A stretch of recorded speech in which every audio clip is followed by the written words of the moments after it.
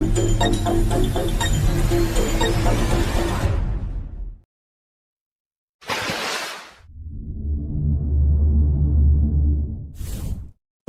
John Barnett Ramsey. Pada tanggal 26 Desember tahun 1996, publik dikejutkan dengan kabar tewasnya John Barnett Ramsey, seorang anak perempuan berusia 6 tahun yang merupakan salah satu peserta dalam kontes kecantikan dan pernah memenangkan setidaknya 5 kali kontes kelas atas.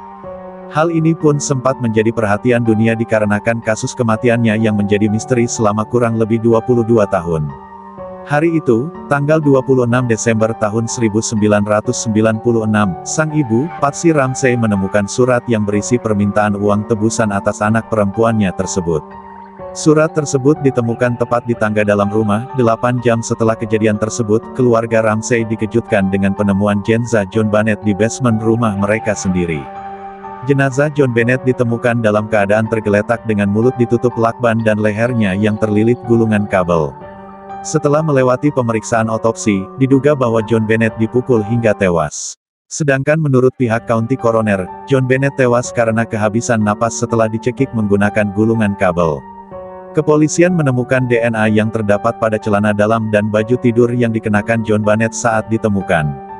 Kedua DNA tersebut diduga milik seorang laki-laki yang identitasnya tidak diketahui. 2 pasang jejak kaki yang tidak diketahui juga ditemukan di tempat kejadian. Tetapi semua itu tetap saja membuat pihak kepolisian tidak bisa mengungkap misteri kematian John Barnett ini. Pihak kepolisian sempat menduga beberapa orang bahkan anggota keluarga Ramsey sendiri. Tapi tidak pernah ada yang bisa dibuktikan. Lebih dari 2 dekade, pelaku pembunuhan John Barnett masih belum ditemukan. Kasus pembunuhan John Barnett Ramsey menjadi salah satu kasus pembunuhan paling misterius di dunia. Pada tanggal 24 Juni tahun 2006, ibunda John Barnett, Patsy, meninggal akibat kanker ovarium yang telah didiagnosa sejak tahun 1993. Pada tahun 2010, kasus pembunuhan John Barnett sempat ditutup karena pelaku belum ditemukan. Pada tahun 2016, 20 tahun setelah kematian John Barnett, kasus pembunuhan John Barnett dibuka kembali karena penemuan DNA baru pada pakaian John Barnett. Bahkan pada tahun 2017, Netflix merilis film dokumenter berjudul Casting John Barnett, untuk mengajak para penonton mencari tahu siapa pembunuh John Barnett Ramsey.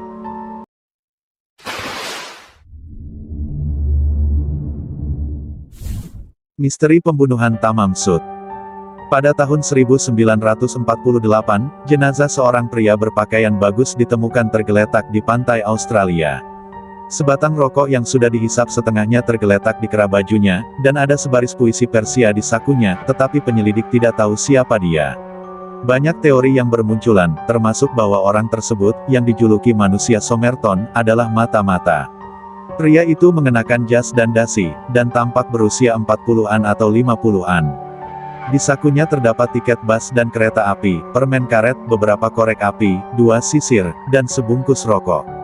Dia tidak punya dompet, tidak punya uang tunai, dan tidak punya kartu identitas. Tanda di jasnya telah dipotong, dan pemeriksa forensik menduga dia telah diracun. Barang-barang tersebut termasuk sebuah koper, lebih banyak pakaian yang labelnya dilepas, dan tulisan-tulisan tidak jelas yang diyakini sebagai kode.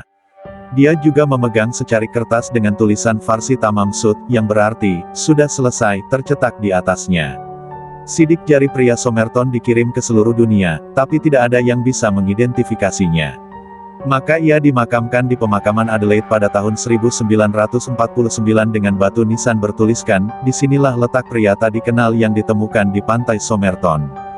Jenazah pria misterius itu digali oleh polisi dalam upaya untuk memecahkan kasus ini. Namun setelah lebih dari 70 tahun, seorang peneliti mengatakan dia telah memecahkan misteri tersebut. Manusia Somerton adalah Carl Webb.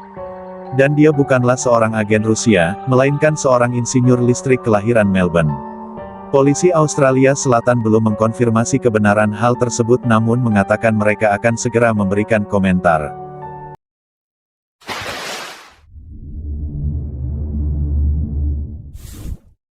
Misteri pembunuhan aktivis HAM Munir.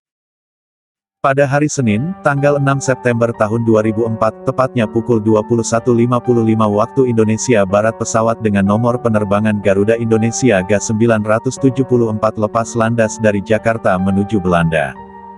Hijrah ke Belanda dilakukan oleh Munir untuk menempuh pendidikannya di Universitas Utrecht, Amsterdam. Pesawat yang ditumpangi oleh Munir sempat melakukan transit di Bandara Changi, Singapura. Melansir dari majalah Tempo, 2 jam sebelum pesawat tiba di Bandara Schiphol, Amsterdam, Munir dinyatakan telah meninggal. Sebelumnya, ia sempat merasa sakit perut usai meminum segelas jus jeruk. Kesakitan tersebut ia rasakan sekitar pukul 8.10 waktu setempat. Menurut kesaksian setempat, setelah pesawat lepas landas dari transitnya di Bandara Changi, Munir sempat beberapa kali pergi ke toilet dan terlihat seperti orang yang sedang mengalami kesakitan. Saat itu, Munir sempat mendapat pertolongan dari penumpang lain yang berprofesi sebagai dokter. Pertolongan ini mengharuskan Munir dipindahkan tempat duduknya ke sebelah bangku dokter. Namun, tidak lama menjalani perawatan dari dokter, Munir dinyatakan telah tiada. Munir meninggal ketika pesawat berada pada ketinggian 40.000 kaki di atas Rumania. 2 bulan kemudian setelah kematian Munir, pihak kepolisian Belanda menyatakan bahwa Munir meninggal dunia karena diracuni oleh seseorang. Sebab, senyawa arsenik ditemukan di dalam tubuhnya usai autopsi dilakukan. Senyawa itu diketahui terdapat di dalam air seni, darah, dan jantung yang jumlahnya melebihi kadar normal. Kejahatan yang sangat terstruktur itu diyakini melibatkan berbagai pihak dari kalangan berkedudukan tinggi.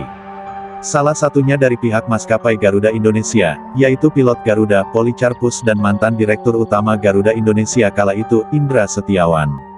Policarpus mengaku hanya menjadi kru tambahan dinyatakan sebagai pelaku pembunuhan dengan memasukkan racun arsenik pada tubuh Munir. Padahal, ketika itu merupakan hari liburnya Policarpus sebagai pilot, tetapi Indra Setiawan memberikan surat tugas kepadanya. Alhasil, Policarpus sempat dijatuhi hukuman 20 tahun penjara. Namun, dalam prosesnya, keputusan hakim kerap kalau tidak konsisten berubah-ubah. Setelah memohon peninjauan kembali, hukumannya berkurang menjadi 14 tahun penjara. Pada November tahun 2014 Policarpus bebas bersyarat dan dinyatakan bebas murni pada Agustus tahun 2018. Sementara itu, Indra Setiawan diduga turut serta membantu Policarpus menjalankan aksinya. Banyaknya ketidakkonsistenan dalam menetapkan siapa dalang sebenarnya di balik kasus Munir, menyisakan tanda tanya besar yang belum terjawab sampai sekarang.